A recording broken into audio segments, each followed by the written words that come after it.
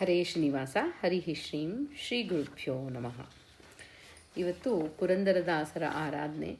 ಇಂಥ ಶುಭ ದಿನದಂದು ಪುರಂದರದಾಸರ ಒಂದು ಸ್ಮರಣೆಯನ್ನು ಮಾಡ್ತಾ ವಿಜಯದಾಸರು ರಚನೆ ಮಾಡಿರುವಂಥ ಗುರುಗಳೆಂದರೆ ಇವರೇ ಗುರುಗಳು ಎನಗೆ ಕಾಣುವ ಅನ್ನೋ ಸುಳಾದಿಯ ಒಂದು ಅರ್ಥಚಿಂತನೆಯನ್ನು ಮಾಡ್ತಾ ಹೋಗೋಣ.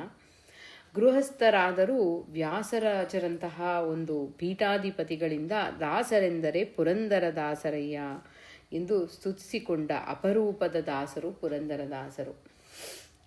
ಪುರಂದರದಾಸರಿಗೆ ಅಂಕಿತವನ್ನು ಕೊಟ್ಟು ಆಶ್ರಯವನ್ನು ಕೊಟ್ಟು ಪುರಂದರ ವಿಠಲ ಎಂಬ ಅಂಕಿತವನ್ನು ಕೊಟ್ಟಿರ್ತಾರೆ ವ್ಯಾಸರಾಜರು. ಜ್ಞಾನ ಕೊಟ್ಟು ಆಶ್ರಯವನ್ನು ಕೂಡ ಕೊಡ್ತಾರೆ ಪುರಂದರದಾಸರಿಗೆ. ಹೀಗೆ ಪುರಂದರದಾಸರು ಸುಮಾರು 4,75,000 ಕೀರ್ತನೆಗಳನ್ನು ರಚನೆ ಮಾಡಿದ್ದಾರೆ.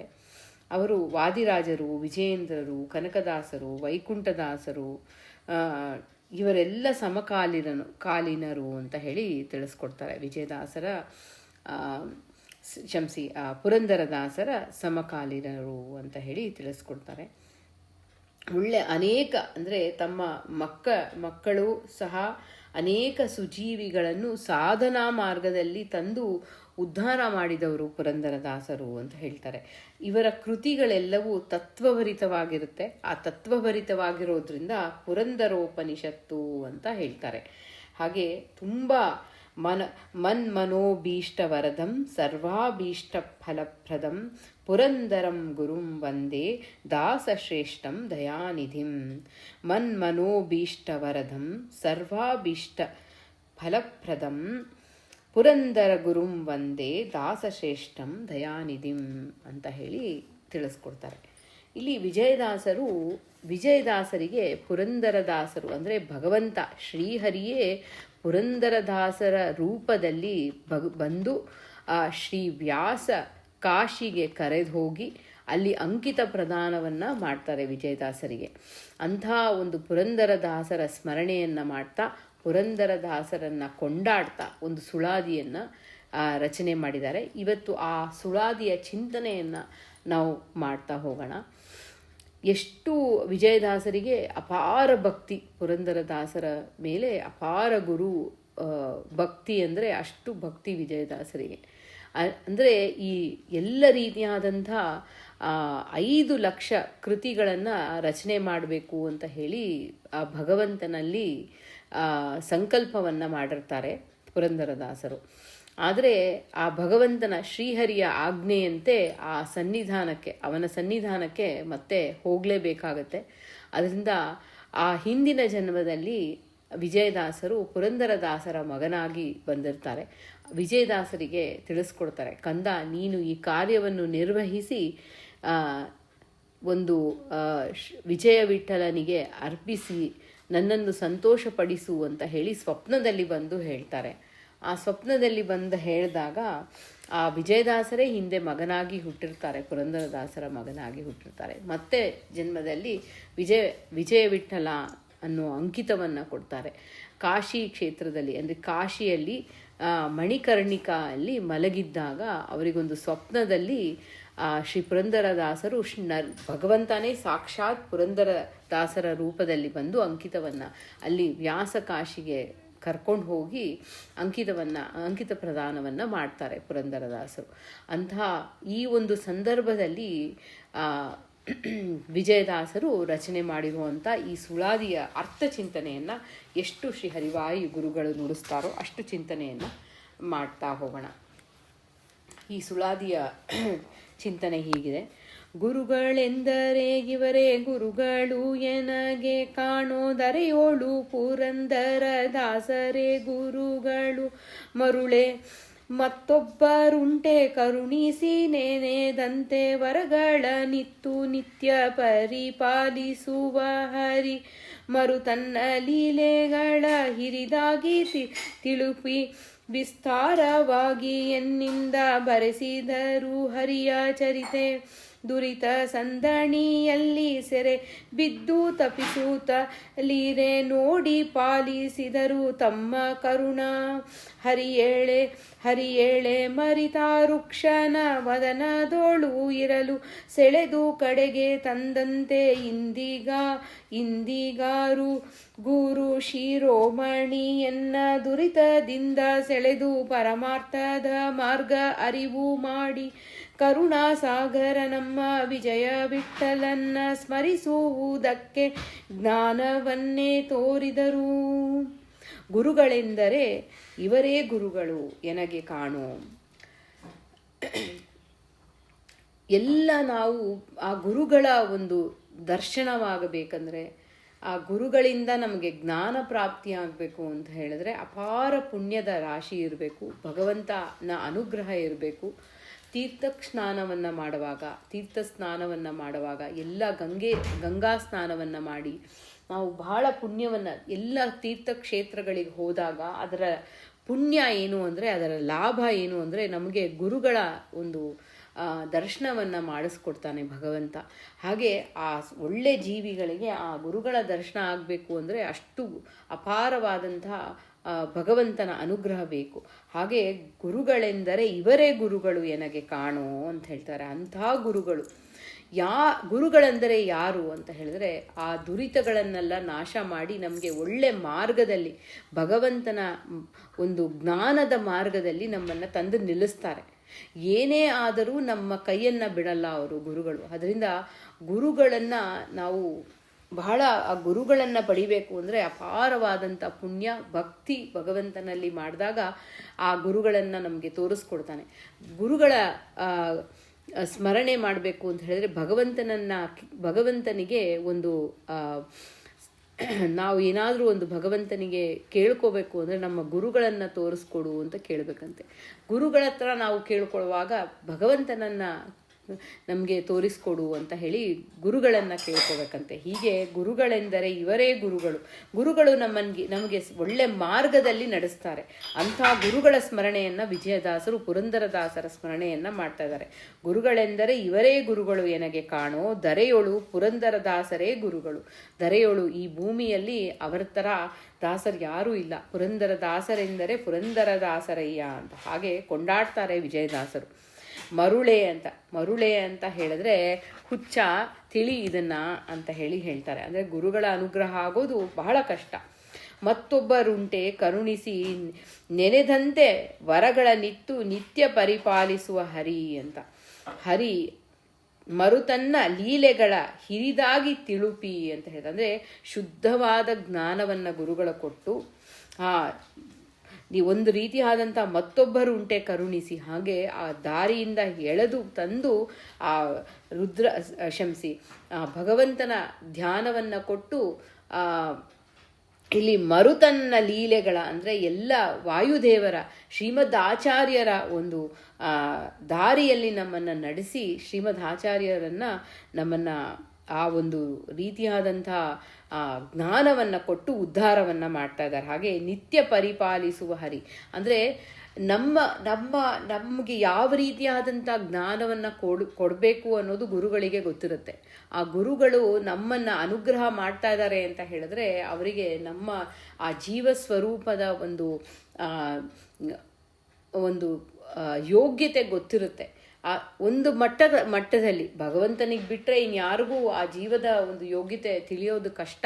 ಆದರೆ ಗುರುಗಳಿಗೆ ಆ ಒಂದು ಶಿಷ್ಯನ ಒಂದು ಲಿಮಿಟೇಷನ್ಸ್ ಅನ್ನೋದಿರುತ್ತಲ್ಲ ಅದನ್ನು ತಿಳಿದಿರುತ್ತೆ. ಅದರಿಂದ ಆ ಜ್ಞಾನವನ್ನು ಕೊಡ್ತಾ ಹೋಗ್ತಾರೆ. ನಿತ್ಯ ಪರಿಪಾಲಿಸುವ ಹರಿಮರುತನ್ನ ಲೀಲೆಗಳ ಅಂದರೆ ಭಗವಂತನ ಸ್ಮರಣೆಯನ್ನು ಮಾಡಿಸ್ತಾರೆ, ಭಗವಂತನ ಲೀಲೆಗಳನ್ನು ಹೇಳ್ತಾರೆ.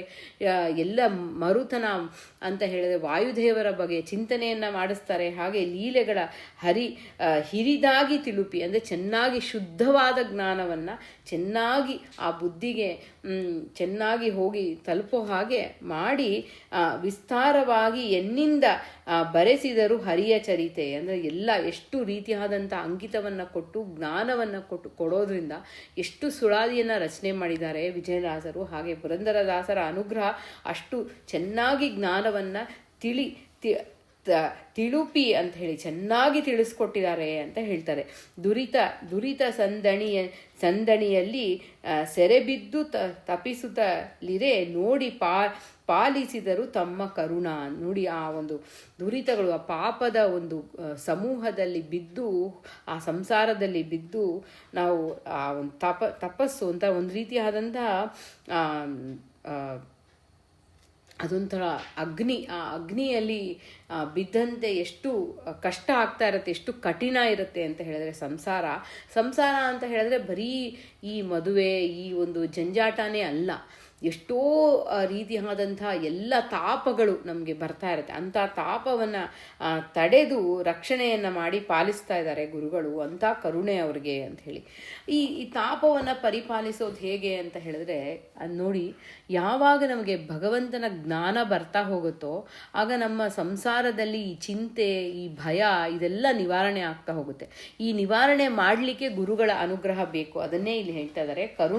ಕರುಣದಲ್ಲಿ ಹರಿಯೆಳೆ ಮರಿ ತಾರುಕ್ಷಣ ವದನದೊಳು ಇರಲು ಸೆಳೆದು ಕಡೆಗೆ ತಂದಂತೆ ಅಂತ ಹೇಳಿ. ಇಲ್ಲಿ ಏನು ಹೇಳ್ತಾರೆ, ಒಂದು ಹಾವಿನ ಮರಿ ಗರುಡ ಪಕ್ಷಿಯ ಬಾಯಲ್ಲಿ ಸಿಕ್ಕಿರಲು ಒಂದು ರೀತಿಯಾದಂಥ ಪಕ್ಷಿ ಬಾಯಿಂದ ಅದನ್ನು ಹೊರಗೆ ತೆಗೆದು ಹೇಗೆ ರಕ್ಷಣೆಯನ್ನು ಮಾಡ್ತಾ, ಅಂದರೆ ಈ ಸಂಸಾರವೆಂಬೋ ಈ ಒಂದು ವಿಷದಲ್ಲಿ ನಾವಿರ್ತೀವಿ. ಸಂಸಾರವೆಂಬೋ ಲೌಕಿಕವಾದಂಥ ಒಂದು ಜ್ಞಾನದಲ್ಲಿ ಬಿದ್ದಿರ್ತೀವಿ. ಲೌಕಿಕವಾದಂಥ ಒಂದು ಆಸೆಗಳು, ಕಾಮನೆಗಳು, ಇದರಲ್ಲೇ ನಮ್ಮ ಜೀವನವನ್ನು ಮುಳುಗಿಸ್ಕೊಂಡಿರ್ತೀವಿ.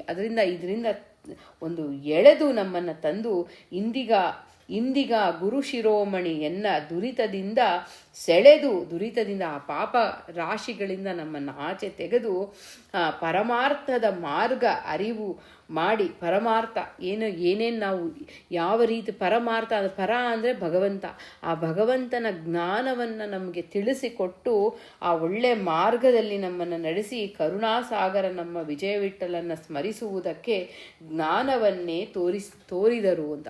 ಆ ವಿಜಯವಿಠಲನನ್ನು ಸ್ಮರಣೆ ಮಾಡಲಿಕ್ಕೆ, ಆ ಭಗವಂತನ ಸ್ಮರಣೆ ಮಾಡುವ ಮಾರ್ಗ ನೋಡಿ. ಈ ಮಾರ್ಗವೆಂದರೆ ಏನು ಅಂತ ನಮಗೆ ಅನಿಸಿದಾಗ ಶ್ರವಣ ಮಾಡೋದು ಮೊದಲು ನಮ್ಮ ಕರ್ತವ್ಯ ಏನಾಗುತ್ತೆ ಅಂತ ಹೇಳಿದ್ರೆ, ನಾವು ಜ್ಞಾನದ ಹಾದಿಯಲ್ಲಿ ಫಸ್ಟ್ ಸ್ಟೆಪ್ ಏನು ಅಂತ ಹೇಳಿದ್ರೆ ಯಾವಾಗೂ ಶ್ರವಣ ಮಾಡ್ತಾ ಇರೋದು.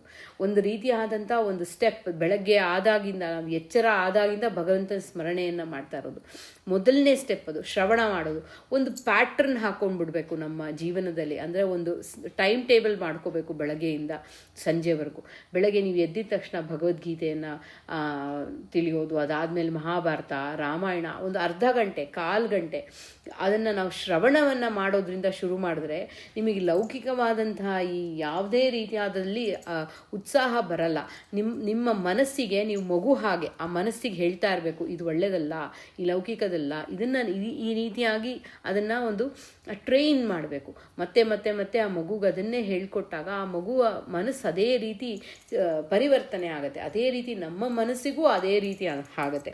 ಅದನ್ನು ಆ ಗುರುಗಳು ಮಾಡ್ತಾರೆ ಶ್ರವಣ ಮಾಡಿ. ಇವಾಗ ನನ್ನ ಗುರುಗಳು ಪರಿಮಳ ರಾಘವೇಂದ್ರನವರು ಅದನ್ನು ಈ ಟಿಪ್ಸನ್ನು ನಮ್ಗೆ ಯಾವಾಗೂ ಕೊಡೋರು ಮುಂಚೆಯಿಂದ.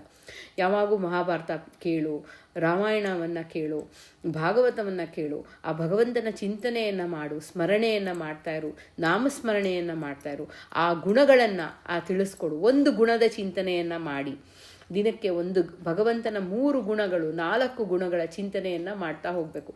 ಎಲ್ಲಿ ನೋಡಿದ್ರೂ ಅವರು ನಮ್ಮ ಗುರುಗಳೆಲ್ಲ ಬಹಳ ಜ್ಞಾನಿಗಳು. ಶ್ರೀಮತಿ ಪರಿಮಳ ರಾಘವೇಂದ್ರನವರು ಎಲ್ಲದರಲ್ಲೂ ಭಗವಂತನನ್ನು ನೋಡ್ತಾರೆ. ಒಂದು ಸಣ್ಣ ಸಣ್ಣ ವಸ್ತುವಲ್ಲೂ ನೋಡ್ತಾರೆ. ಬಹಳ ಜ್ಞಾನಿಗಳವರು. ಹಾಗೆ ಅವರ ಒಂದು ಮಾರ್ಗದಲ್ಲಿ ನಡೆದು ಬಂದಿದ್ದೀವಿ ನಾವು. ಆ ರೀತಿಯಾದಂಥ ಸ್ಮರಣೆಯನ್ನು ಮಾಡ್ತಾ ಸ್ಮರಿಸುವುದಕ್ಕೆ ಜ್ಞಾನವನ್ನೇ ತೋರಿದರು ಅಂತ, ಆ ರೀತಿ ಜ್ಞಾನವನ್ನು ತೋರಿದ್ದಾರೆ ಅಂತ ಕೊಂಡಾಡ್ತಾ ಇದ್ದಾರೆ ಪುರಂದರದಾಸರನ್ನು. ಅಡವಿಗೆ ಬಿದ್ದವನ ದಾರಿಗೆ ತಂದಂತೆ ಒಡಲಿಗಿಲ್ಲದವನ ಸುದೆಯೊಳಗಿಟ್ಟಂತೆ ಕೊಡೆಯಿಲ್ಲದವಗೆ ಸುರತರು ಒಲಿದಂತೆ ನಡೆಯಲರಿಯದವಗೆ ನಡಿಗೆ ಕಲಿಸಿದಂತೆ ನುಡಿಯಲರಿಯದವಗೆ ನಿಗಮ ನುಡಿಸಿದಂತೆ ಮಡುವಿನೋಳು ಬಿದ್ದವಗೆ ನಾವಿ ದೊರಕಿದಂತೆ ಪೊಡವಿ ಎಡೆಯವಗೆ ಹರಿವಾಣ ದೊರಕಿದಂತೆ ಮುಡಿಯ ಪೊತ್ತು ಪೋಪಗೆ ಊಟವು ಸಿಕ್ಕಿದಂತೆ ಕಡು ರೋಗದವಗೆ ಸಂಜೀವನದಂತೆ ಜಡಮತಿ ನಾನಾಗಿ ಪೊಡವಿಯೊಳಗೆ ಭವದ ಒಡನೊಡನೆ ನಿತ್ಯ ಎಡಬಿಡದೆ ಇರಲು ಕೆಡಿಸುವ ಕಳ್ಳರ ನುಡಿಯ ತೊಡಕಿ ಸರ್ರನೆ ಕೈ ಪಿಡಿದು ಪರಿಪಾಲಿಸುವಂತೆ ಮೃಡ ಬಾಂಧವನಾದ ವಿಜಯ ವಿಠ್ಠಲರೇಯನ ಅಡಿಗಳ ನಾಮವ ನುಡಿಸಿದರು ಒಲಿದು. ಎಷ್ಟು ಸುಂದರವಾಗಿ ಹೇಳ್ತಾರೆ. ಅಡವಿಗೆ ಬಿದ್ದವನ ದಾರಿಗೆ ತಂದಂತೆ. ಕಾಡಿನಲ್ಲಿ ನಾವು ಅರಣ್ಯದಲ್ಲಿ ನಮ್ಮ ಹಾದಿ ತಪ್ಪಿ ಏನಾದರೂ ನಡೀತಾ ಇದ್ದರೆ ಜೀವನದಲ್ಲಿ ನಾವು ಈ ಒಂದು ಸಂಸಾರದಲ್ಲಿ ಎಲ್ಲ ಆ ಮಾರ್ಗವನ್ನು ಬಿಟ್ಟು ಹೋದಾಗ ಆ ಮಾರ್ಗವನ್ನು ಬಿಡಿಸಿ ತಂದು ಒಳ್ಳೆ ಸನ್ಮಾರ್ಗದಲ್ಲಿ ಹಾಕಿರುವಂಥ ಗುರುಗಳು ಪುರಂದರದಾಸರು ಅಂತ ವಿಜಯದಾಸರು ಹೇಳ್ತಾ ಇದ್ದಾರೆ. ಬಡಲಿಗಿಲ್ಲದವನ ಸುದೆಯೊಳಗಿಟ್ಟಂತೆ, ಅಂದರೆ ಒಂದು ಆಹಾರಕ್ಕೂ ಒಂದು ಗತಿ ಇಲ್ಲ, ಆ ರೀತಿ ಆದಾಗ ಅಮೃತವನ್ನೇ ಉಣಿಸ್ದ ಹಾಗೆ ಅಂತ ಹೇಳಿ ತಿಳಿಸ್ಕೊಡ್ತಾ ಇದ್ದಾರೆ.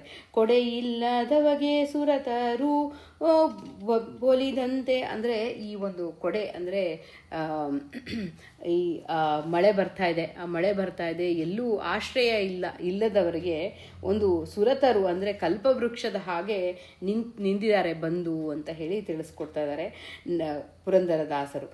ಪುರಂದರದಾಸರನ್ನು ಕೊಂಡಾಡ್ತಾ ಇದ್ದಾರೆ ವಿಜಯದಾಸರು. ಹಾಗೆ ನಡೆಯಲರಿಯದವಗೆ ನಡಿಗೆ ಕಲಿಸಿದಂತೆ, ಹೆಜ್ಜೆ ಇಟ್ಟು ತಾಯಿ ಹೇಗೆ ನಡೆಸ್ತಾಳೋ ಹಾಗೆ ಈ ಒಂದು ಮಾರ್ಗದಲ್ಲಿ ಒಂದೊಂದು ಹೆಜ್ಜೆಯನ್ನು ಇಡಿಸಿ ಕೃಷ್ಣನ ನಾಮಾಮೃತವನ್ನು ಕೊಡ್ತಾ ಆ ಭಗವಂತನ ನಾಮಾಮೃತ ಗುಣಗಳ ಸ್ಮರಣೆಯನ್ನು ಮಾಡಿಸ್ತಾರೆ ಅಂತ ಹೇಳಿ ವಿಜಯದಾಸರು ಹೇಳ್ತಾರೆ. ಅಷ್ಟು ಮಹನೀಯರು ಪುರಂದರದಾಸರು.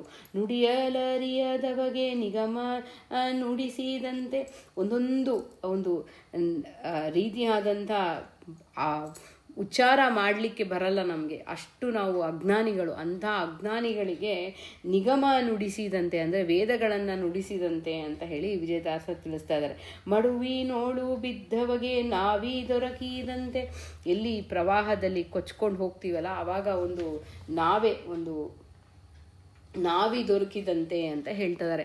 ಒಂದು ರೀತಿಯಾದಂತಹ ನಮಗೆ ಸಂಸಾರದ ಒಂದು ಸಮುದ್ರವನ್ನು ದಾಟಿಸಿ ಬಿಡ್ತಾರೆ ಗುರುಗಳು ಅಂತ ಹೇಳಿಸ್ಕೊಡ್ತಾ ಇದ್ದಾರೆ. ಪೊಡವಿ ಎಡೆಯವಗೆ ಹರಿವಾಣ ದೊರಕಿದಂತೆ, ಆ ರೀತಿಯಾದಂಥ ಊಟ ಮಾಡಲು ಎಲೆನೇ ಇಲ್ಲದ ನೆಲದ ಮೇಲೆ ಊಟ ಮಾಡುವವನಿಗೆ ವಿಸ್ತಾರವಾಗಿ ಒಳ್ಳೆ ಹರಿವಾಣವನ್ನು ಹಾಕಿ ಎಲ್ಲ ರೀತಿಯಾಗಿ ಪಂಚಭಕ್ಷವನ್ನು ಬಡಿಸಿರೋ ಹಾಗೆ ಅಂತ ಹೇಳಿ ತಿಳಿಸ್ಕೊಡ್ತಾ ಇದ್ದಾರೆ. ಮುಡಿಯ ಪೊತ್ತು ಪೋಪಗೆ ಊಟವೂ ಸಿಕ್ಕಿದಂತೆ, ಅಂದರೆ ಈ ಅಕ್ಕಿಯ ಗಂಟು, ಆ ಗಂಟನ್ನು ತಗೊಂಡು ಹೋಗೋ ಅವನಿಗೆ, ಅಂದರೆ ಎಲ್ಲ ಕಡೆ ಹೋಗಿ ಅಕ್ಕಿಯನ್ನು ಬೇಡಿ ತಿನ್ನೋವನಿಗೆ ಊಟವು ಸಿಕ್ಕಿದಂತೆ ಅಂತ ಹೇಳ್ತಾರೆ. ಆ ರೀತಿ ಗುರುಗಳ ಒಂದು ಅನುಗ್ರಹ, ಗುರುಗಳ ಸಿಗೋ ಹಾಗೆ ಅಂತ ಹೇಳ್ತಾ ಇದ್ದಾರೆ. ಕಡುರೋಗದವಗೆ ಸಂಜೀವನದಂತೆ, ಕಡುರೋಗ ಈ ಸಂಸಾರದ ರೋಗವನ್ನು ತಾಪದಲ್ಲಿ ಇರ್ತೀವಿ, ಆವಾಗ ಸಂಜೀವನ ಸಿಕ್ಕಿದ ಹಾಗೆ ಗುರುಗಳ ಸಿಕ್ಕರೆ ನಮಗೆ ಅಂತ ಹೇಳಿ. ಹಾಗೆ ಪುರಂದರದಾಸರು ಆ ರೀತಿಯಾದಂಥ, ಇದು ಬಹಳ ಸತ್ಯ, ತಂಪನ್ನು ಕೊಡುತ್ತೆ ಆ ಗುರುಗಳ ಅನುಗ್ರಹ. ಬಹಳ ಅವ್ರ ಬಾಯಿಂದ ಅನುಗ್ರಹವನ್ನು ಕೇಳ್ತಾ ಇದ್ರೆ ಮತ್ತೆ ಕೇಳೋಣ ಅಂತ ಅನಿಸ್ತಾ ಇರುತ್ತೆ. ಮತ್ತೆ ಹೇಳಿ ಭಗವಂತನ ಬಗ್ಗೆ ಹೇಳಿ ಅನ್ನೋ ಒಂದು ಎಷ್ಟು ಸತ್ಯದ ಮಾತನ್ನು ಹೇಳಿದ್ದಾರೆ ವಿಜಯದಾಸರು. ಜಡಮತಿ ನಾನಾಗಿ ಪೊಡವಿಯೊಳಗೆ ಭವದ ಒಡನೊಡನೆ ನಿತ್ಯ ಎಡಬಿಡದೆ ಇರಲು, ಎಲ್ಲ ರೀತಿಯಾಗಿ ನಾವು ವಿಜಯದಾಸರು ಹೇಳ್ತಾರೆ, ನಾನು ಜಡಮತಿ ಅಂದರೆ ಜ್ಞಾನಿಗಳವರು ನಮಗೆ ಹೇಳ್ತಾರೆ, ನಾವು ಹೇಳ್ಕೋಬೇಕು. ಜಡಮತಿಯಾಗಿ ಎಲ್ಲ ಕಡೆ ಸುತ್ತಾಡ್ತಾ ಇದ್ರು ಕೂಡ ಆ ಭವದ ಸಂಸಾರದಲ್ಲಿ ನಮ್ಮನ್ನು ಎಲ್ಲ ಹಿಡಿದು ನಾವು ಕೆಟ್ಟ ಮಾರ್ಗದಲ್ಲಿ ಹೋಗ್ತಾ ಇದ್ದಾರೆ ಕಳ್ಳರು, ನಮ್ಮನ್ನು ಕೆಡಿಸೋರು. ಯಾಕೆ ದೇವರ ಚಿಂತನೆ ಇದೆಲ್ಲ ಯಾಕಪ್ಪ ಬೇಕು ಅನ್ನೋರು ಹೇಳೋರು ಎಷ್ಟು ಜನ ಇದ್ದಾರೆ. ಆ ರೀತಿಯಾದಂಥ ಒಂದು ಚಿಂತನೆಯನ್ನು ಬಿಡಿಸಿ ನಮ್ಮನ್ನು ಉದ್ಧಾರ ಮಾಡುವಂಥ ಆ ಒಂದು ಹಾದಿಯಲ್ಲಿ ತೊಡಕಿ ಅಂದರೆ ತೊಡಕಿ ಅಡೆತಡೆ ಹಾಕಿ ಅಲ್ಲಿ ಕೆಟ್ಟ ಮಾರ್ಗವನ್ನು ನಮಗೆ ಬಿಡಿಸಿ ನಮಗೇನಂದರೆ ಸರ್ರನೆ ಅಂದರೆ ಎಳೆದು ಕೈ ಪಿಡಿದು ಪರಿಪಾಲಿಸುವಂತೆ ಅಂತ ಹೇಳ್ತಾರೆ. ಆ ರೀತಿ ಪಾಲಿಸ್ತಾ ಇದ್ದಾರೆ ಪುರಂದರದಾಸರು. ಅಂಥ ಮಹನೀಯರು ಮೃಡಬಾಂಧವನಾದ ವಿಜಯ ವಿಠ್ಠಲರೇಯನ ಅಡಿಗಳ ನಾಮವ ನುಡಿಸಿದರು ಒಲಿದು, ಅಂದರೆ ಭಗವಂತನ ನಾಮವನ್ನು ನುಡಿಸಿ ಭಗವಂತನ ಎಲ್ಲ ರೀತಿಯಾದಂಥ ಒಂದು ಅವನ ಸ್ಮರಣೆಯನ್ನು ಕೊಟ್ಟು ರಕ್ಷಣೆಯನ್ನು ಮಾಡಿದ್ದಾರೆ ಅಂತ ಹೇಳಿ ತಿಳಿಸ್ಕೊಡ್ತಾ ಇದ್ದಾರೆ. ಇಲ್ಲಿ ಮೃಡಬಾಂಧವನಾದ ಅಂದರೆ ರುದ್ರದೇವರ ಒಂದು ರುದ್ರದೇವರ ಚಿಂತನೆಯನ್ನು ಹೇಳ್ತಾ ಇದ್ದಾರೆ ಇಲ್ಲಿ. ಹಾಗೆ ಈ ವಿಜಯದಾಸರ ಅಂದರೆ ವಿಜಯ ವಿಠ್ಠಲರೇಯನ ಅಡಿಗಳ ನಾಮವ ನುಡಿಸಿದರು ಒಲಿದು ಅಂತ ಹೇಳಿ ತಿಳಿಸ್ತಾ ಇದ್ದಾರೆ. ಆ ರೀತಿ ಆ ಭಗವಂತನ ನಾಮದ ಸ್ಮರಣೆಯನ್ನು ಚಿಂತನೆಯನ್ನು ಕೊಟ್ಟು ರಕ್ಷಣೆಯನ್ನು ಮಾಡ್ತಾ ಇದ್ದಾರೆ ಅಂತ ಹೇಳಿ ತಿಳಿಸ್ಕೊಡ್ತಾ ಇದ್ದಾರೆ. ಅಂದರೆ ಇಲ್ಲಿ ವಿಜಯದಾಸರ ಅಂದರೆ ವಿಜಯ ವಿಠ್ಠಲರೇಯನ ಮೃಡಬಾಂಧವನಾದ ಅಂತ ಹೇಳಿದ್ರೆ ರುದ್ರದೇವರ ಮುತ್ತಾತ ಯಾರು? ಶ್ರೀಹರಿ. ಅದರ ಚಿಂತನೆಯನ್ನು ಇಲ್ಲಿ ಹೇಳ್ತಾರೆ. ಪರಿವಾರದ ಚಿಂತನೆಯನ್ನು ಹೇಳಿದ್ರು ಇಲ್ಲಿ.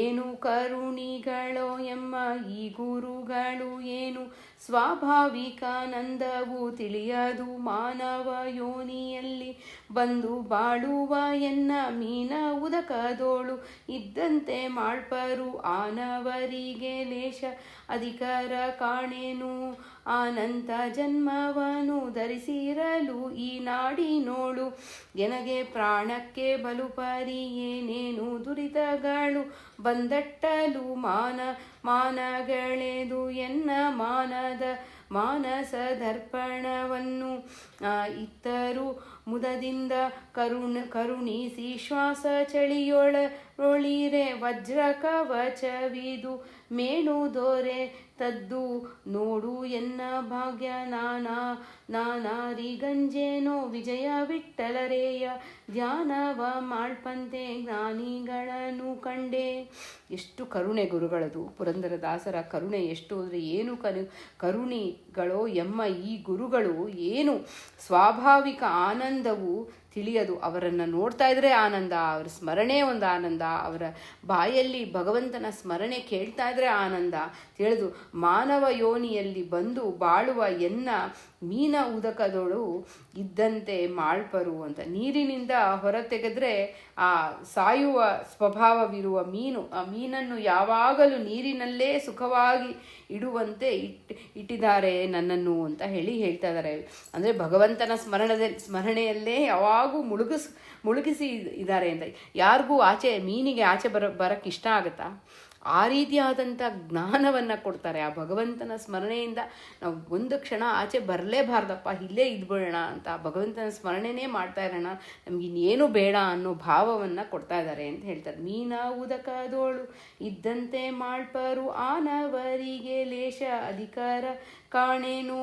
ಅಂದರೆ ಆ ಕಷ್ಟಗಳಿಂದ ತೆಗೆದು ಆ ಪರಿಮಿತಿಯನ್ನು ನಾಶಗೊಳಿಸಿ ಆ ಪಾಪಗಳ ಎಲ್ಲ ನಾಶವನ್ನು ಮಾಡಿ ಆ ಅನಂತ ಜನ್ಮವನ್ನು ಧರಿಸಿರಲು, ಅಂದರೆ ಮತ್ತೆ ಹುಟ್ಟಿ ಬಂದಾಗ ಈ ನಾಡಿನೋಳು ಎನಗೆ ಪ್ರಾಣಕ್ಕೆ ಬಲು ಪರಿ ಏನೇನು ದುರಿತಗಳು, ಅಂದರೆ ಆ ಸ್ವರೂಪದಲ್ಲಿ ಮಾಡಿರುವಂಥ ಎಲ್ಲ ರೀತಿಯಾದಂಥ ಈ ಸ್ವರೂಪ ಜ್ಞಾನವನ್ನು ತೋರಿಸಿ, ಅಂದರೆ ಆ ಪದಾರ್ಥಗಳ ಸ್ವರೂಪ ತಿಳಿಸಿಕೊಟ್ಟು ಒಂದೊಂದು ಜ್ಞಾನವನ್ನು ಚೆನ್ನಾಗಿ ಸ್ಪಷ್ಟವಾಗಿ ಆ ಕನ್ನಡಿಯಂತೆ ಸ್ವಚ್ಛ ಮನಸ್ಕರನಾಗಿರಿಸಿ, ಅಂದರೆ ಸ್ವಚ್ಛವಾಗಿ ಆ ಒಂದು ನೋಡಿ ಪ್ರಾಣಕ್ಕೆ ಬಲುಪರಿ ಏನೇನು ದುರಿತಗಳು ಬಂದಟ್ಟಳು ಮಾನಗಳೆದ್ದು ಎನ್ನ ಮಾನಸ ದರ್ಪಣವನ್ನು ಇತ್ತರು. ಒಳ್ಳೆಯ ಸ್ವರೂಪದ ಒಂದು ಚಿಂತನೆಯನ್ನು ಕೊಟ್ಟು ಭಗವಂತನ ಕನ್ನಡಿಯಂತಹ ಸ್ವಚ್ಛ ಮನಸ್ಕರನ್ನಾಗಿ ಮಾಡ್ತಾರೆ ಅಂತ ಹೇಳಿ ಗುರುಗಳು ಅಂತ ಹೇಳ್ತಾರೆ. ಎನ್ನ ಮಾನದರ್ಪಣನು ಇತ್ತರು ಮುದದಿಂದ ಕರುಣಿಸಿ ಶ್ವಾನ ಚಳಿಯೊಳಗೆ ವಜ್ರ ಕವಚವಿದು, ನೋಡಿ ಶ್ವಾನ ಚಳಿಯೊಳಗೆ ವಜ್ರ ಕವಚವಿದು ಮೇಣು ದೊರೆತದ್ದು ನೋಡು ಎನ್ನ ಭಾಗ್ಯ. ಎಂಥ ಒಂದು ಭಾಗ್ಯ ಹೇಳ್ತಾ. ಶ್ವಾನ ಅಂತ ಹೇಳಿದ್ರೆ ನಾಯಿ ಆ ರೀತಿಯಾದಂಥ ಅವರು ಎಂಥ ಜ್ಞಾನಿಗಳು ವಿಜಯದಾಸರು. ಅವರನ್ನು ಹೇಗೆ ಅವರು ಹೇಳ್ತಾ ಇದ್ದಾರೆ ನೋಡಿ. ಪುರಂದರದಾಸರ ಒಂದು ವಜ್ರ ಕವಚದ ಹಾಗೆ ಇದ್ದು ರಕ್ಷಣೆಯನ್ನು ಮಾಡ್ತಾರೆ. ಹಾಗೆ ಮೇಣು ದೊರೆತದ್ದು ನೋಡು ಎನ್ನ ಭಾಗ್ಯ ನಾನಾರಿ ಗಂಜೇನು ನಾನು ಯಾರಿಗೂ ಅಂಜನು ವಿಜಯ ವಿಠಲ ರೇಯನ ಧ್ಯಾನವ ಮಾಡ್ಪಂಥ ಜ್ಞಾನಿಗಳನ್ನು ಕಂಡೆ ಅಂತ. ಯಾವಾಗೂ ಭಗವಂತನನ್ನು ಧ್ಯಾನ ಮಾಡುವಂಥ, ಭಗವಂತನ ಸ್ಮರಣೆ ಮಾಡುವಂಥ, ಒಂದು ಕ್ಷಣವೂ ಭಗವಂತನ ಸ್ಮರಣೆ ಪಾದವನ್ನು ಬಿಡದಿರುವಂಥ ಜ್ಞಾನಿಗಳನ್ನು, ದಾಸರನ್ನು ಕಂಡೆ, ಜ್ಞಾನಿಗಳನ್ನು ಕಂಡೆ ಅಂತ ಹೇಳ್ತಾರೆ. ಗಾನ ಮಾಡಿದರೇನು ಧ್ಯಾನ ಮಾಡಿದರೇನು ಕಾನನದೊಳು ಹೋಗಿ ತಪವ ಸೇರಲೇನು ಮಾನವನು ಪವಮಾನ ಮತವ ನಂಬಿ ಜ್ಞಾನ ಉಪದೇಶವಾಗದಲೇ ತಾನು ಏಸು ಕಾಲ ಬದುಕಿದ ಫಲವೇನು ಬಾಣ ಇಲ್ಲದ ಬಿಲ್ಲಿನಂತೆ ಕಾಣು ಮಾನವಂತರಾದ ಗುರುಗಳ ಉಪದೇಶವನ್ನು ಪಡೆದರೆ ಸ್ನಾನಾದಿಯ ವ್ಯಾಪಾರವೇನು ವಾಣಿಪತಿಯ ಜನಕ ವಿಜಯ ವಿಠಲರೇಯ ತಾನಾಗಿ ಒಲೆವ ಗುರುಭಕ್ತಿ ಉಳ್ಳವಗೆ. ಎಂಥ ಗುರುಭಕ್ತಿ! ಗಾನ ಮಾಡಿದರೇನು ಧ್ಯಾನ ಮಾಡಿದರೇನು ಕಾನನದೊಳು ಹೋಗಿ ತಪ ಮಾಡಿದರೇನು. ಏನು ಬೇಡಪ್ಪ, ನಮಗೆ ಸಂಸಾರನೇ ಬೇಡ, ನಾ ಹೋಗಿ ಧ್ಯಾನ ಮಾಡ್ತೀನಿ ಅಂತ ಮತ್ತೆ ಇಲ್ಲಿದೆ ಯೋಚನೆ ಮಾಡ್ತಾ ಇರ್ತೀವಿ. ಏನಿಲ್ಲ, ಒಂದು ಪ್ರವಚನಕ್ಕೆ ಹೋಗ್ತೀವಿ ಆಚೆ ಕಡೆ ಅಂದರೆ ಮನೇಲಿ ಬೀಗ ಹಾಕಿದೀವ, ಗ್ಯಾಸ್ ಆಫ್ ಮಾಡಿದೀವ, ಈ ರೀತಿಯಾದಂಥ ಎಷ್ಟು ಸಂಸಾರದ ಚಿಂತನೆಯನ್ನು ಮಾಡ್ತೀವಿ. ಇದನ್ನೆಲ್ಲ ಬಿಡಿಸ್ತಾರೆ. ನಾವು ಒಂದು ಹೆಜ್ಜೆ ಇಟ್ಟು ಒಂದು ಪ್ರವಚನಕ್ಕೆ ಹೋಗಬೇಕು ಅಂದರೂ ಭಗವಂತನ ಅನುಗ್ರಹ ಬೇಕು, ಗುರುಗಳ ಅನುಗ್ರಹ ಬೇಕು. ಗಾನ ಮಾಡಿದರೇನು ಹಾಡುವಾಗ ಭಕ್ತಿಪೂರ್ವಕವಾಗಿ ಸ್ಮರಣೆ ಮಾಡ್ತಾ ಅರ್ಥ ಚಿಂತನೆಯನ್ನು, ಅದಕ್ಕೆ ಜ್ಞಾನಪೂರ್ವಕವಾಗಿ ಅಂತ ಹೇಳೋದು. ಸುಮ್ಮನೆ ನಾವು ಇವಾಗ ಸುಳಾದಿಗಳು ಒಂದು 20 ಸಲ ಹೇಳಿದ್ವಿ, 50 ಸಲ ಹೇಳಿದ್ವಿ ಅಲ್ಲ, ಅದರ ನಿಜವಾಗ್ಲೂ ಅದರ ಅರ್ಥ ಚಿಂತನೆ ಮಾಡಿದೀವ, ನಾವು ಅದರ ಆಳಕ್ಕೆ ಹೋಗಿದ್ದೀವ ನೋಡಿ. ಬನ್ನಂಜೆ ಗೋವಿಂದಾಚಾರ್ಯರು ಒಂದು ಮಾತು ಹೇಳ್ತಾರೆ, ಸಮುದ್ರದ ಆಳಕ್ಕೆ ಹೋದ್ರೇ ಮುತ್ತು ರತ್ನ ಚಿನ್ನ ಸಿಗೋದು, ಮೇಲಿದ್ರೆ ನಮಗೆ ಸಿಗೋದಿಲ್ಲ. ಹಾಗೆ ನಾವು ಅದರ ಚಿಂತನೆಯನ್ನು ಮಾಡಬೇಕು ಅಂತ ಹೇಳಿ ನಾವು ಅದೇ ರೀತಿಯಾದ ಭಕ್ತಿಪೂರ್ವಕವಾಗಿ ಅರ್ಥವನ್ನು ತಿಳಿಯೋಕ್ಕೆ ಪ್ರಯತ್ನ ಪಟ್ಟರೆ ತಾನೆ. ಹಾಗೆ ಗಾನ ಮಾಡಿದರೇನು ಧ್ಯಾನ ಮಾಡಿದರೇನು, ಧ್ಯಾನ ಮಾಡುವಾಗೂ ಕೂಡ ಭಗವಂತನ ಸ್ಮರಣೆ ಇಲ್ಲದೆ, ಆ ಜ್ಞಾನ ಇಲ್ಲದೆ ನೀವು ಧ್ಯಾನ ಮಾಡಲಿಕ್ಕೆ ಆಗೋದಿಲ್ಲ.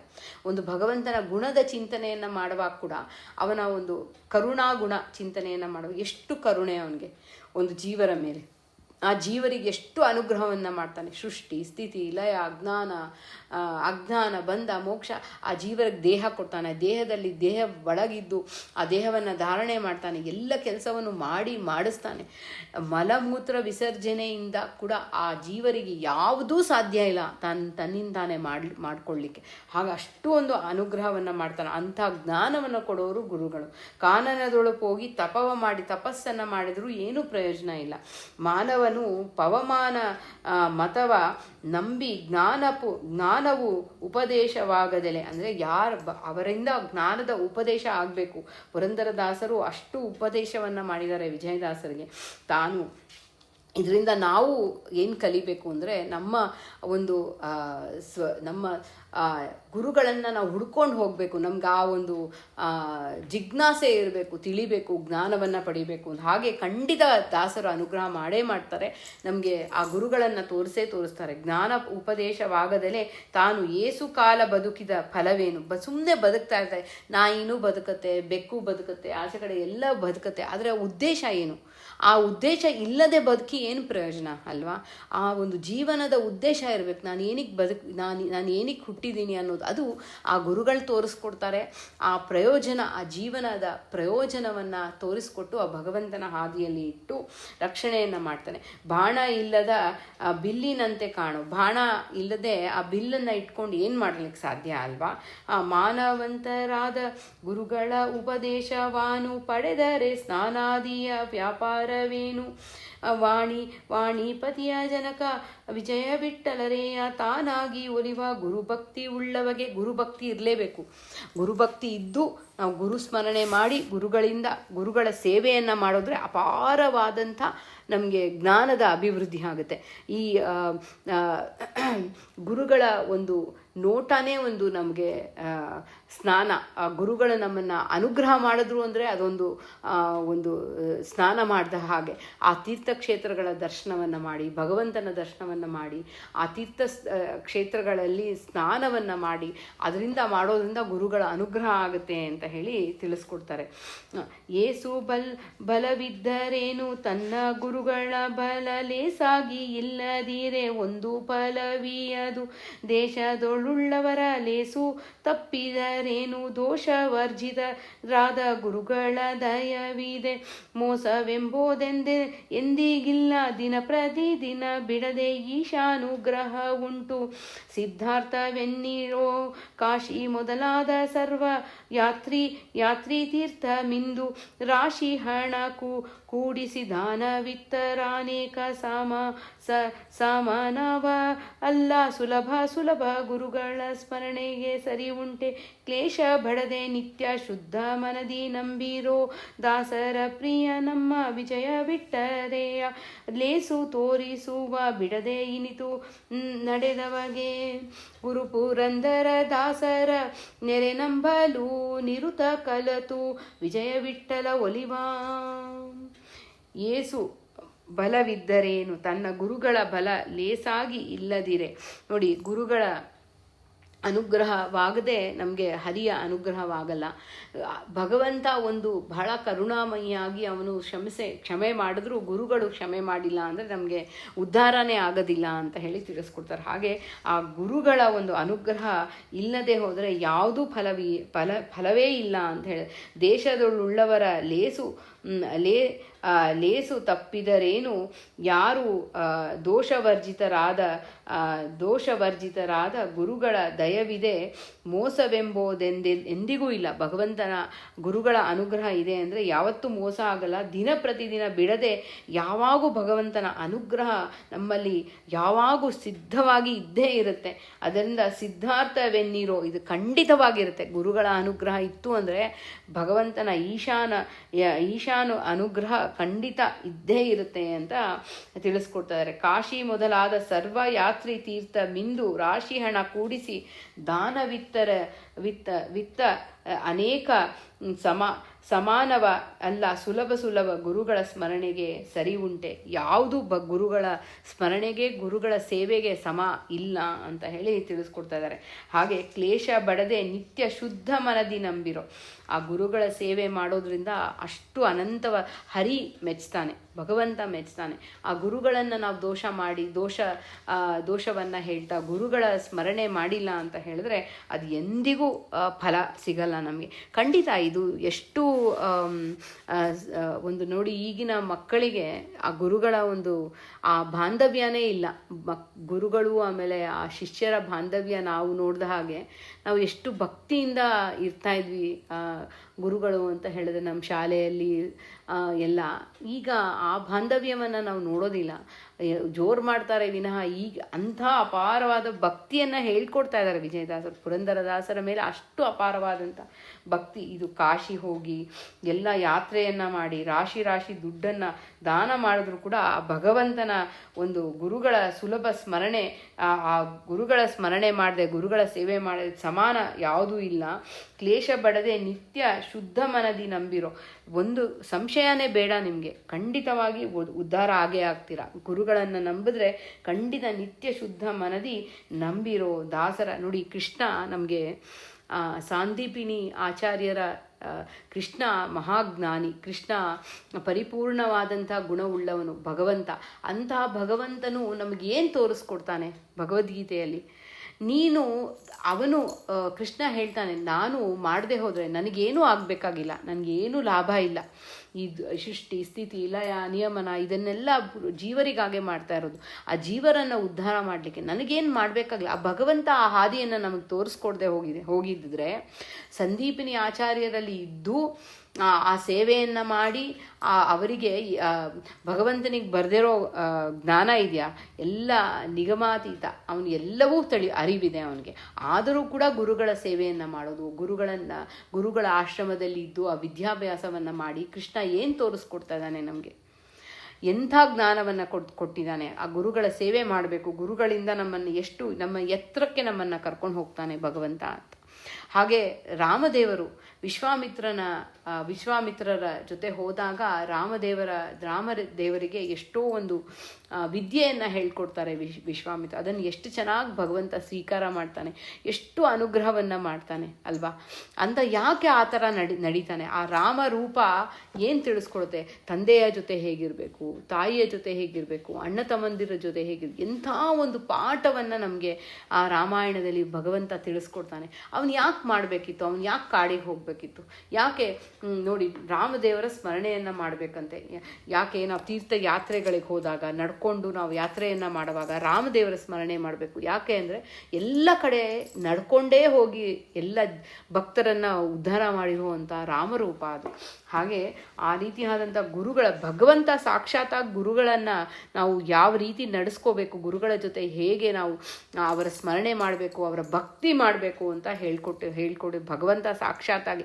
ಇನ್ನು ಭಗವಂತರ ದಾಸರಾದಂಥ ಆ ವಿಜಯದಾಸರು, ಪುರಂದರದಾಸರು ಎಲ್ಲ ನಮಗೆ ಈ ರೀತಿಯಾದಂಥ ಜ್ಞಾನವನ್ನು ಕೊಡ್ತಾ ಇದ್ದಾರೆ. ಹಾಗೆ ದಾಸರ ಪ್ರಿಯ ನಮ್ಮ ವಿಜಯ ವಿಠಲರೇ ಲೇಸು ತೋರಿಸುವ ಬಿಡದೆ ಇನಿತು ನಡೆದವಗೆ ಗುರು ಪುರಂದರ ದಾಸರ ನೆರೆ ನಂಬಲು ನಿರುತ ಕಲತು ವಿಜಯ ವಿಠಲ ಒಲಿವ. ಖಂಡಿತ ಪುರಂದರದಾಸರನ್ನು ನಂಬಿ ಪುರಂದರದಾಸರ ಒಂದು ಸ್ಮರಣೆ ಮಾಡೋದ್ರಿಂದ ಖಂಡಿತ ಭಗವಂತನ ನಮಗೆ ಸ್ಮರಣೆ ಆಗೇ ಆಗುತ್ತೆ ಅಂತ ಒಂದು ಸಣ್ಣ ಒಂದು ಚಿಂತನೆಯನ್ನು ಕೊಡ್ತೀನಿ. ಇದು ನನಗೆ ಬೇಕಾದವರು ಒಬ್ಬರು ಪದ್ಮಶ್ರೀನಿ ಅಂತ ನನಗೆ ತುಂಬ ಆತ್ಮೀಯರಾದವರು ಈ ಮಾತನ್ನು ಹೇಳಿದ್ರು. ಏನು ಅಂತ ಹೇಳಿದ್ರೆ, ದಾಸರ ಪಾದದ ಚಿಂತನೆಯನ್ನು ಮಾಡಿ ಅಂತ. ಎಲ್ಲ ದಾಸರನ್ನು ನಮ್ಮ ಮನಸ್ಸಲ್ಲಿ ಒಂದು ಸಲ ನೆನೆಸ್ಕೊಂಡು ನಮ್ಮ ಮನಸ್ಸಲ್ಲಿ ಅವರನ್ನು ಕರೆದು ಮನೆ ಒಳಗೆ ಪಾದಪೂಜೆಯನ್ನು ಮಾಡಿ ಅವರಿಗೊಂದು ಆಸನವನ್ನು ಕೊಟ್ಟು ಸ್ಮರಣೆಯನ್ನು ಮಾಡಿ ಒಬ್ಬೊಬ್ಬರ ದಾಸರ ಹೃದಯ ಕಮಲದಲ್ಲಿ ಭಾರತೀ ರಮಣ ಮುಖ್ಯ ಪ್ರಾಣಾಂತರ್ಗತನಾಗಿ ಆ ಭಗವಂತನ ವಿಜಯ ವಿಠಲ, ಪುರಂದರ ವಿಠಲ, ಪ್ರಸನ್ನ ವೆಂಕಟ ಹೀಗೆ ಎಲ್ಲ ದಾಸರ ಆ ಭಗವಂತನ ರೂಪವನ್ನು ಚಿಂತನೆಯನ್ನು ಮಾಡಿ ನಮ್ಮಲ್ಲಿ ಏನೇನಿದೆಯೋ ಆ ಭಗವಂತನ ಕೋರಿಕೆಯೆಲ್ಲ ಆ ದಾಸರಿಗೆಲ್ಲ ಹೇಳಿಕೊಂಡು, ವಿಜಯದಾಸರಿಗೆ ಪುರಂದರದಾಸರಿಗೆಲ್ಲ ಹೇಳಿ ಆ ಸ್ಮರಣೆಯನ್ನು ಮಾಡಿ ಅಲ್ಲಿ ಭಗವಂತನ ರೂಪವನ್ನು ಚಿಂತನೆಯನ್ನು ಮಾಡಿ ಸುಂದರವಾಗಿ ನಾವು ಆ ಒಂದು ಎಲ್ಲವನ್ನು ಪಂಚಭಕ್ಷಗಳನ್ನು ಆ ದಾಸರಲ್ಲಿರುವಂಥ ಭಾರತೀಯ ಮುಖ್ಯ ಪ್ರಾಣಾಂತರ್ಗತನಾಗಿರುವಂಥ ಎಲ್ಲ ಭಗವಂತನ ರೂಪಗಳಿಗೆ ಅರ್ಪಣೆಯನ್ನು ಮಾಡಿ ಆ ಭಗವಂತನಿಗೆ ಅನುಗ್ರಹವನ್ನು ಪಡಿಬಹುದು. ಇಂಥ ಚಿಂತನೆ ಧ್ಯಾನದಲ್ಲಿ ತಂದುಕೊಂಡ್ರೆ ಎಷ್ಟು ಚೆನ್ನಾಗಿರುತ್ತೆ, ಎಷ್ಟು ಅಪರೂಪದ ಚಿಂತನೆ ಅವರು ಹೇಳಿರೋ ಅಂಥದ್ದು. ನನಗೆ ಇವತ್ತು ಅವ್ರು ಹೇಳಿದ್ದನ್ನು ಆಗಲ್ಲ. ಅದಕ್ಕೆ ಹೇಳೋದು, ಒಳ್ಳೆ ಸಂಘ, ಒಳ್ಳೆ ಗುರುಗಳ ಅನುಗ್ರಹ ಆದರೆ ನಮ್ಮ ಪರಿಮಳ ರಾಘವೇಂದ್ರನಂತ ನಮ್ಮ ಗುರುಗಳು ಅವರು ಬಹಳ, ನಮ್ಮ ಗುರುಜಿ ನಮ್ಗೆ ಯಾವಾಗೂ ಧ್ಯಾನವನ್ನು ಮಾಡಿಸ್ತಾರೆ, ಚಿಂತನೆಯನ್ನು ಕೊಡ್ತಾರೆ. ಪಾದದಿಂದ ಹಿಡಿದು ಎಲ್ಲ ಸ್ಮರಣೆಯನ್ನು ಭಗವಂತನ ಕಿರೀಟದವರೆಗೆ ಸ್ಮರಣೆಯನ್ನು ಮಾಡಿಸ್ತಾರೆ. ಅಷ್ಟು ಸುಂದರವಾದ ಚಿಂತನೆ. ಹೀಗೆ ಈ ನಮ್ಮ ಆತ್ಮೀಯರಾದಂಥ ಇವರು ಹೇಳಿಕೊಟ್ಟಂಥ ಚಿಂತನೆ ಎಲ್ಲರನ್ನೂ ನಾವು ಕೇಳಬೇಕು. ಎಂಥ ಜ್ಞಾನಿಗಳು, ನಾವೆಲ್ಲ ಬಹಳ ಅಲ್ಪರು, ಎಂತೆಂಥ ಜ್ಞಾನಿಗಳಿದ್ದಾರೆ ಅಂತ ಹೇಳಿ ಲೋಕದಲ್ಲಿ. ಅದರಿಂದ ಅಂಥ ವಿಜಯದಾಸರು ಗುರುಗಳ ಯಾವ ರೀತಿ ಕೊಂಡಾಡಿದ್ದಾರೆ ಪುರಂದರದಾಸರು. ಇಂಥ ಪುರಂದರದಾಸರ ಆರಾಧನೆಯ ದಿನ ಈ ಒಂದು ಚಿಂತನೆಯನ್ನು ಮಾಡಿದ್ದೀವಿ. ಗುರು ಪುರಂದರ ದಾಸರ ನೆರೆ ನಂಬಲು ನಿರುತ ಕಲತು ವಿಜಯ ವಿಠಲ ಒಲಿವ. ಖಂಡಿತ ಒಲಿತಾನೆ ಭಗವಂತ. ಅಂದರೆ ಈ ರೀತಿಯಾದಂಥ ಸಾಕ್ಷಾತ್ ಶ್ರೀ ಪುರಂದರದಾಸರ ರೂಪದಿಂದ ನನಗೆ ಅಂಕಿತ ಪ್ರದಾನ ಮಾಡುವಾಗ ಹೇಳಿದ ಮಾತುಗಳ ಅಭಿಪ್ರಾಯವಿದು ಅಂತ ಹೇಳಿ ವಿಜಯದಾಸರು ಹೇಳ್ತಾ ಇದ್ದಾರೆ. ಇದು ಅಂಕಿತ ಕೊಡುವಾಗ ಹೇಳಿರುವಂಥದ್ದು, ಅದನ್ನು ನಿಮಗೆ ಹೇಳುತ್ತೇನೆ ಅಂತ ಹೇಳಿ ಆ ತಮ್ಮಂದರಿಗೆ ಹೇಳ್ತಾ ಇರ್ತಾರೆ ವಿಜಯದಾಸರು. ಯಾವ ರೀತಿ ನನಗೆ ಅಪ್ಪಣೆಯನ್ನು ಕೊಟ್ಟಿದ್ದಾರೆ ದಾಸರು ರಚನೆಯನ್ನು ಮಾಡಲಿಕ್ಕೆ. ಮುಂದೆ ವಿಜಯದಾಸರು ಅದನ್ನು ಪೂರ್ಣವನ್ನು ಮಾಡ್ತಾರೆ, ರಚನೆಯನ್ನು ಮಾಡಿ. ಹಾಗೆ ಅನಂತ ಕರುಣೆಯಿಂದ ಪುರಂದರದಾಸರು ಇವತ್ತು ಇಷ್ಟು ಸ್ಮರಣೆಯನ್ನು ವಿಜಯದಾಸರಿಂದ ನಮಗೆ ಇದನ್ನು ತಿಳಿಸಿಕೊಟ್ಟಿದ್ದಾರೆ. ಅದನ್ನು ಸ್ಮರಣೆಯನ್ನು ಮಾಡ್ತಾ ನಾವು ಸಮರ್ಪಣೆಯನ್ನು ಮಾಡೋಣ. ಭಾರತೀಯ ರಮಣ ಮುಖ್ಯ ಪ್ರಾಣಾಂತರ್ಗತ ಶ್ರೀಕೃಷ್ಣ ಅರ್ಪಣ ಮಸ್ತು. ಹರೇ ಶ್ರೀನಿವಾಸ.